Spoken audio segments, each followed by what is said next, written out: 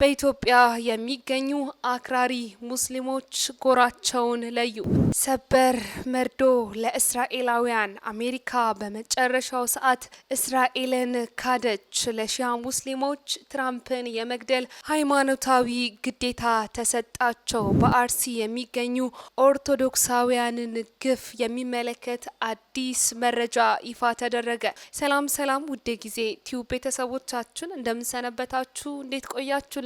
ሰላም እግዚአብሔር ከእናንተ ጋር ይሁን።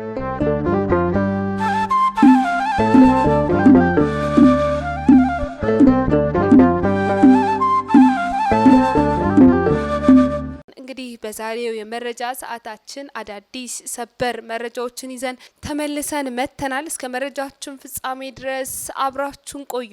ቀዳሚ ያደረግንላችሁ መረጃችንም እስራኤልና አሜሪካን የሚመለከት ይሆናል። እስራኤላውያን የተከዱ ይመስላሉ። በመካከለኛው ምስራቅ የተቀሰቀሰው የጦርነት ነበልባል አቅጣጫውን እየቀየረ መሆኑን የሚያሳዩ መረጃዎች ከዋሽንግተን እየተሰሙ ይገኛሉ። ፕሬዝዳንት ዶናልድ ትራምፕ የሴኔቱን ይሁንታ ሳይጠብቁ አሜሪካንን ወደ ጦርነት ፍልሚያ ውስጥ ቢከቷትም አሁን ግን የዋሽንግተን ፖለቲካዊ አየር ሁኔታ ለእስራኤል እረፍት የሚነሳ የሆነ መጥቷል። በርካታ የአሜሪካ ሴኔት አባል ሀገራትም ሀገሪቱ ወይም አሜሪካ በዚህ ጦርነት መሳተፏ ታሪካዊ ስህተት መሆኑንም በግልጽ መናገር የጀመሩ ሲሆን ሴኔቱን በአስቸኳይ ተሰብስቦ በፕሬዝዳንቱ ውሳኔ ላይ ጠንካራ ተቃውሞና እንዲሁም ደግሞ በፕሬዝዳንት ዶናልድ ትራምፕ ላይ እቀባ ሊጥል እንደሚችልም እየተነገረ ይገኛል። ይህ ለእስራኤል ትልቅ ወታደራዊና ዲፕሎማሲያዊ መርዶ ሲሆኑ ዋነኛ አለኝታዋ የሆነችው አሜሪካ በሴኔቱ ግፊትም ከጦርነቱ የምታፈገፍግም ከሆነ መጪው ጊዜ ለቴልአቪቭ እጅግ ፈታኝ እንደሚሆንም እየተገለጸ ይገኛል። በመጨረሻው ሰዓትም ሀገረ አሜሪካ እስራኤልን የከዳቻት ይመስላል። ይህ ብቻ አይደለም። የእስራኤል ጠቅላይ ሚኒስትር ቤንጃሚን ኔታንያሁ የዶናልድ ትራምፕ አስተዳደር ከፍተኛ ባለስልጣናት ሊኖር ስለሚችል የተኩስ አቁም ስምምነትም ከኢራን ባለስልጣናት ጋር ምስጢራዊ ግንኙነት እያደረጉ ሊሆን ይችላል የሚል ስጋትም የእስራኤል የስለላ ተቋም ጥርጣሬን ተከትሎ በዚህ ሳምንት መጀመሪያ ላይ ከዋይት ሀውስ ጋር ማብራሪያ መጠየቃቸውም የእስራኤል ቻናል 12 ዜና መዘገቡም ተሰምቷል። እንደ ዜና አውታር ዘገባው ከሆነ የስለላ መረጃው 100% የተረጋገጠ ባይሆንም አንዳንድ የትራምፕ አስተዳደር ባለስልጣናትም ጦርነቱ ስለሚያበቃበትና እንዲሁም ደግሞ ስለ ጦርነቱን ስለሚያበቃበት ቅድመ ሁኔታ ከኢራን ስርዓት ተወካዮች ጋር እየተወያዩ ሊሆን እንደሚችል የሚጠቁሙ አንዳንድ መረጃዎችን የእስራኤል የስለላ ቡድን ሞሳድ ማውጣቱም ተሰምቷል። ይህንንም ተከትሎ ኔታንያሁ ሰኞ ዕለት ከፍተኛ የዋይት ሀውስ ባለስልጣናትን በስልክ በማነጋገር ከኢራን ጋር ቀጥተኛም ሆነ ቀጥተኛ ያልሆነ ግንኙነት እያደረጉ መሆናቸውንም ጠይቀዋል። አንድ የዋይት ሀውስ ባለስልጣንም ይህ ውንጀላ ያስተባበሉ ሲሆን የትራምፕ አስተዳደር ከኔታንያሁ ጀርባ ከቴህራን ጋር ምንም አይነት ንግግር እያደረጉ አለመሆናቸውንም ገልጸዋል። ይሁን እንጂ በሌላ በኩል ሌላ የዜና አውታር ምንጮች እንደገለጹት ከሆነም ኢራን በበርካታ የባህረ ሰላጤውና የአውሮፓ ሀገራት በኩል ለትራምፕ አስተዳደር መልእክተኞችን አስተላልፋ የነበረ ቢሆንም ዋሽንግተን ግን ለመልእክተኞቹ ምንም አይነት ምላሽ እንዳልሰጠችም ተሰምቷል። ስለ ጉዳዩም የእስራኤል ጠቅላይ ሚኒስትር ጽህፈት ቤትም ሆነ ዋይት ሀውስ እስካሁን ድረስ ምንም አይነት መግለጫ ወይንም ደግሞ ማብራሪያ አልሰጡም። ይህ በእንዲህ እንዳለም አንድ ከፍተኛ የአሜሪካ ባለስልጣንም ባወጣው ጋዜጣዊ መግለጫም የትራምፕ ልዩ መልእክተኛ የሆኑት ስቲቭ ዌትኮፍ ጦርነቱ ወደ ለየለት ወታደራዊ ግጭት ከተቀየረ ጊዜ አንስቶ ምንም አይነት ግንኙነት ከኢራን ጋር እንዳላደረጉ በመግለጫቸውም ጠቆም አድርገው አልፈዋል። ይሁን እንጂ እስራኤል አሁን ድረስ ስጋት እንዳለባት እየገለጸች ትገኛለች። አሜሪካውያን ወይንም ደግሞ ዶናልድ ትራምፕ በመጨረሻዎቹ ደቂቃዎች ሀሳባቸውን ቀይረው ከኢራን ጎን ይሆን? ይህ ዓለምን እያነጋገረና እያስጨነቀ ያለ ሁኔታ ነው። ሌላኛው አስደንጋጩ መረጃችን ደግሞ ለሺያ ሙስሊሞች የተሰጠውን ሃይማኖታዊ ግዴታ የሚመለከት ይሆናል። ለሺያ ሙስሊሞች ትራምፕንም ሆነ ጽዮናውያን ወይንም ደግሞ እስራኤላውያንን የመግደል ግዴታ እንደተሰጣቸውም ተሰምቷል። ታዋቂው የኢራን የሃይማኖት መሪ አያቶላህ አብዶላህ ጃቫዲ አሞሊ በዶናልድ ትራምፕና በጽዮናውያን ወይንም ደግሞ በእስራኤላውያን ላይ የሞት ብይን ያስተላለፉ ሲሆን ይህንንም መረጃ ባስተላለፉ ወይንም ደግሞ ይህንንም ሃይማኖታዊ ግዴታ ለሺያ ሙስሊሞች በሰጡ በ24 ሰዓት ልዩነት ውስጥም በአሜሪካ የአየር ጥቃት መገደላቸውም ተዘግቧል።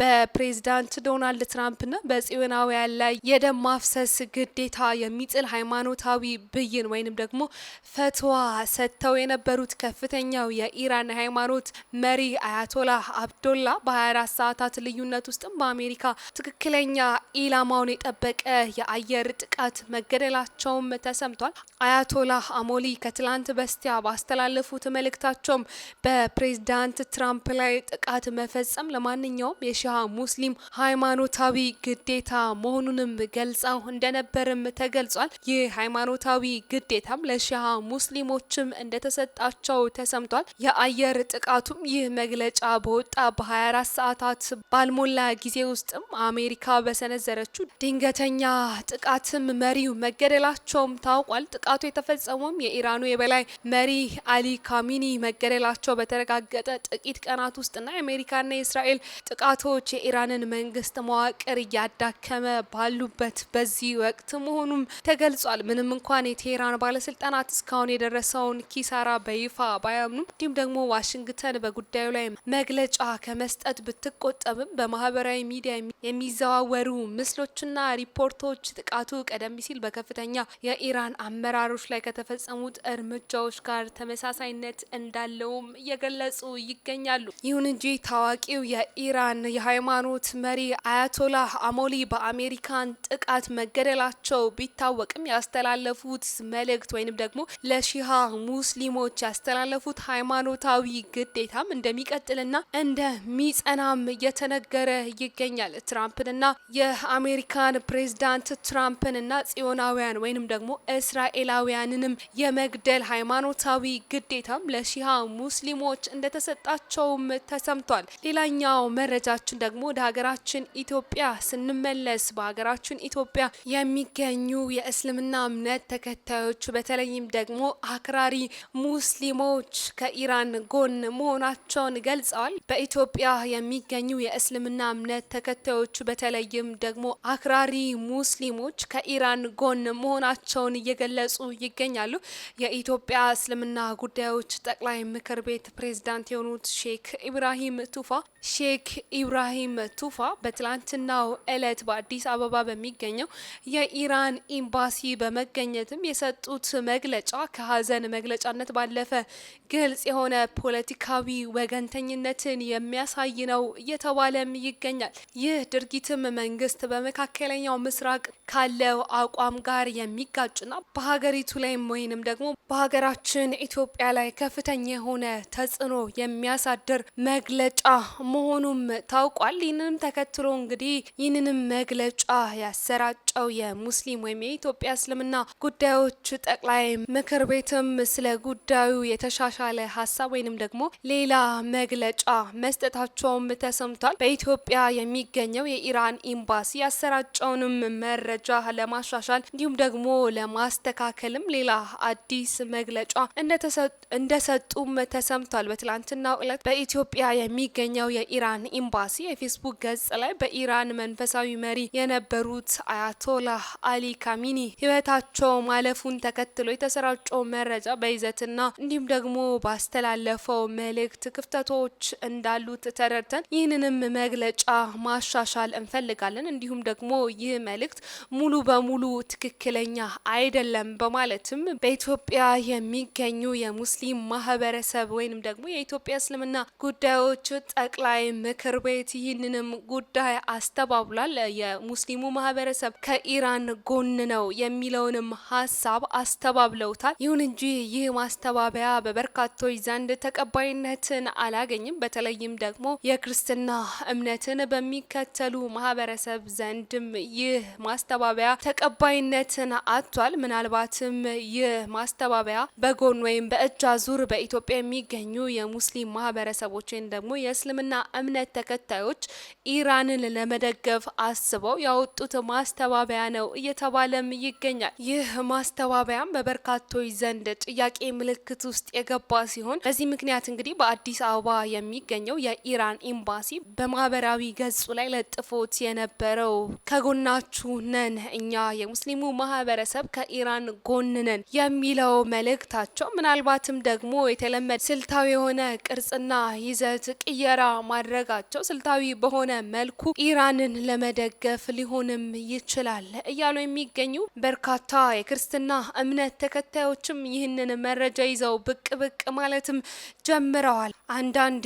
ይህ ማስተባበያ ያልተዋጠላቸው አካላትም ኤምባሲው ቀድሞውኑ ወይንም ደግሞ መጀመሪያ ያሰራጨው መረጃ እውነተኛውን መረጃ ነው፣ እውነተኛ ስሜታቸውን የተናገሩበትንም አጥፍተው አዲስ አድርገውት ሌላ የለጠፉትም ጩኸት ሲበዛባቸው እንዲሁም ደግሞ በርካቶች ተቃውሞ ስላነሱባቸው ደንግጠው ነው እንጂ ሀሳባቸውና ህልማቸው ኢራንን ብቻ መደገፍ ነው በማለትም ይህንን ጉዳይ የተቃወሙት ይገኛሉ። ውሃቢስቶች ወይንም ደግሞ አክራሪ ሙስሊሞች ኢራንን ደግፈው እየሰሩ እንደሆነም በርካታ ማሳያዎችም ማቅረብ ይቻላል። ምክንያቱም ደግሞ በማህበራዊ ሚዲያዎች የሚያደርጓቸው ፖስቶች እንዲሁም በተለያዩ አጋጣሚዎች ለኢራን ድጋፋቸውን ማሳየታቸው በተለይም የሙስሊሙ ማህበረሰብ በአብዛኛው የእስልምና እምነት ተከታይም የኢራን ደጋፊ መሆኑን የሚያሳይ ነው የሚሉ በርካታ የሆኑ አስተያየቶችና ትችቶችም ተሻሽሎ በቀረበው የእስልምና ጉዳዮች ምክር ቤት መግለጫ ላይም በርካቶች ሀሳባቸውን ሰጥተዋል። ይሁን እንጂ ይህ ጉዳይም የኢትዮጵያን መንግስትና እንዲሁም ደግሞ የእስልምና እምነት ተከታዮች በተለይም ደግሞ አክራሪ ሙስሊሞችን በተቃራኒ መንገድ የሚያቆምና ኢትዮጵያ ሀገራችንንም አጣብቂኝ ውስጥ የሚከት ጉዳይ መሆኑንም በርካቶች ገልጸዋል። ከዚህም በተጨማሪ ደግሞ ለበርካታ አመታት በወንድማማችነት አብረን ነው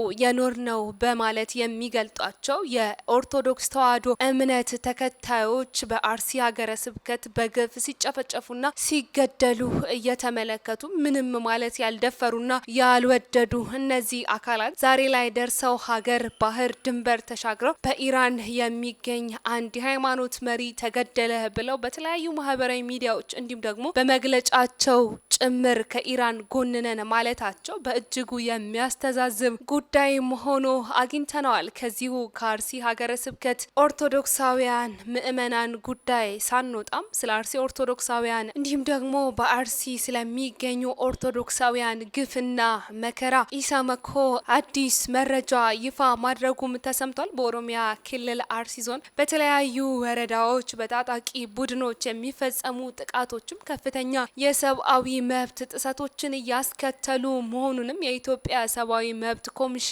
ወይም ደግሞ ኢሰመኮ አሳውቋል። በሽርካ ጎና፣ መርቲ፣ አሰኮና ኦንቆሌ ዋቢ ወረዳዎች በተፈጸመ ጥቃትም የሰው ሕይወት መጥፋቱን፣ የአካል ጉዳት መድረሱን፣ እገታና መፈናቀል ጭምር መከሰቱንም ኢሰመኩ በመረጃው ይፋ አድርጓል። ኮሚሽኑ የፌዴራልና የኦሮሚያ ክልል መንግስትም በዞኑ በተለያዩ አካባቢዎች በሰው ላይ የደረሰ ያለውም ግድያ፣ አካል ጉዳትና የንብረት ውድመት እንዲሁም ደግሞ መፈናቀል እልባት ለመስጠትም በቂ የጸጥታ አካላትን ማሰራጨትና ተጠያቂነትንም ማረጋገጥ ጨምሮ አፋጣኝ እርምጃዎችንም ሊወስድ ይገባል በማለትም ለፌዴራል መንግስት እንዲሁም ደግሞ ለኦሮሚያ ክልል መንግስት ይህንንም ማስጠንቀቂያ ሰጥቷል። በአርሲ ኦርቶዶክሳውያን ላይ የሚፈጸመው ግፍና መከራ፣ የግፍ ጭፍጨፋና ግድያ ሊቆም እንደሚገባ እንደሚገባም የኢትዮጵያ ሰብአዊ መብት ኮሚሽን ኢሰመኮም በግልጽ አሳውቋል። ውድ የጊዜ ቲዩብ ቤተሰቦቻችን ለዛሬ ያዝንላችሁ መረጃችን ይህንን ይመስል ነበር። በሌላ መረጃ እስክንገናኝ ሰናይ ጊዜ ለእናንተ ተመኘን።